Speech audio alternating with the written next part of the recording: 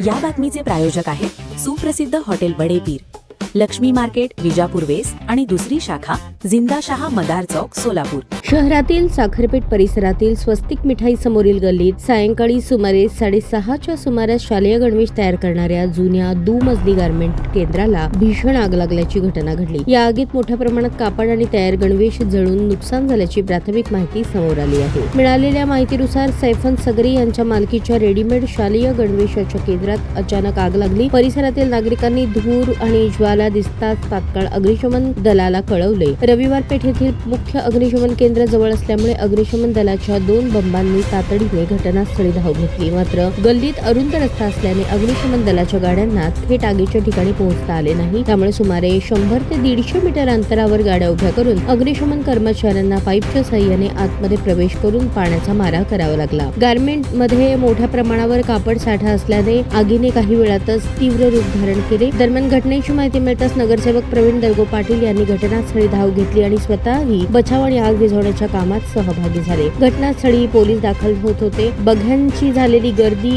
वर त्यांनी नियंत्रण मिळवले. नागरिकांची मोठ्या प्रमाणात गर्दी झाल्याने अग्निशमन विभागाच्या कर्मचाऱ्यांना अडचणी निर्माण झाल्या. आगीची तीव्रता पाहता अग्निशमन विभागाचे rescue van, oxygen mask, oxygen टाक्यांसह अग्निदूत पथकही घटनास्थळी दाखल झाले. अग्निशमन दलाच्या सुमारे 6 बंबांच्या मदतीने जवळपास 45 मिनिटांच्या अथक प्रयत्नानंतर आग आटोक्यात आणण्यात यश आले. या घटनेत सुदैवाने कोणतीही जीवितहानी झाली नसल्याचे समजते. आगीचे नेमके कारण अद्याप स्पष्ट झाले नसून शॉर्ट सर्किटमुळे आग लागल्याची शक्यता वर्तवली जात आहे. घटनेचा अधिक तपास सुरू आहे. साखरपेठ या ठिकाणी सैफन साहेब सगरी यांचा एक घर पण आहे, अजून रेडीमेडचा त्यांचा कारखाना आहे छोटासा.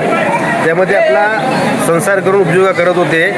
परंतु आज अचानक आग लागली. कशामुळे लागली अजून हे निश्चित झालेलं नाही आहे, पण आग लावून मोठ्या प्रमाणात नुकसान झालेलं आहे. त्यांचा सर्व माल जळलेला आहे. त्याचे अग्निशमन दलाच्या गाड्या आल्यात. आता आग जसं काम चालू आहे, परंतु आता ह्या गरीबावर काय आता फार मोठा दुःखाचा डोंगर कोसळलेला आहे. त्याला तर बिचारायला सगळ्यांनी मदत करायची गरज आहे.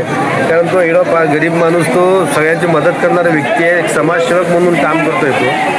त्याच्याच घराला आग लागली. अतिशय आम्हाला दुःख वाटायला आहे. आम्हाला जसं फोन आला, मी ताबडतोब इथं आलो, बघितलं तर अतिशय वाईट परिस्थिती आहे. तर आता त्यात मी शासनाला विनंती करतो की याची सखोल चौकशी करून जर MECB शासन झाला असेल तर त्या नुकसान भरपाई द्यावा, अशी माझी शासनाकडे मागणी आहे. चौकशी करावा, कारण मला तर वाटतं की शॉर्ट सर्किट झाला असेल बहुतेक. छोटा मोठा कारखाना आहे त्यांचा, त्यामध्ये त्यांचा चालता व्यवसाय. 2 मुलं त्यांचे तेच काम करतात. टेलरिंग स्वतः तिने कापड शितात, तिने शाळांचे ड्रेस वगैरे शितात. परंतु आताच्या सध्या माल आला आहे, सीजन जूनचा महिना आहे, शाळा चालवणार आहे, ते सगळं तिने माल आणल्यात. ते माल जळून खाक झालेला आहे. त्यासाठी मी विनंती करतो शासनाला की जे चौकशी करून याला काहीतरी काय मदत मिळून द्यावी, एवढी माझी अपेक्षा आहे. ताज्या बातम्या पाहण्यासाठी प्राईम महाराष्ट्र न्यूज चॅनलला सबस्क्राईब करा.